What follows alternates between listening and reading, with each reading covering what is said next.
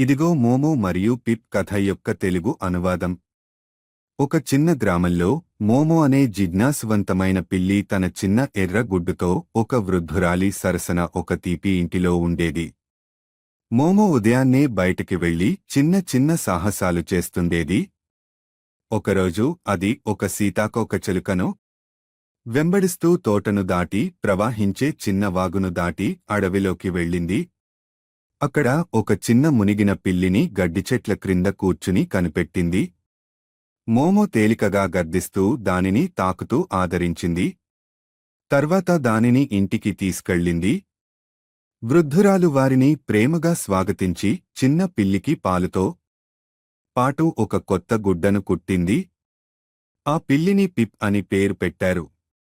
అప్పటినుంచి పిప్ ఎప్పుడూ మోమో వెంటే ఉండేది. ఇద్దరూ కలిసి ఆడుతూ, ప్రయాణిస్తూ, రాత్రిపూట మంటల కాంతిలో కూర్చుంటూ వృద్ధురాలికి ఆనందం తెచ్చేవారు. గ్రామంలో పిల్లల నోళ్లలో ఈ కథ ప్రాచుర్యం పొందింది. మోమో మరియు పిప్ యొక్క సాహసాలు.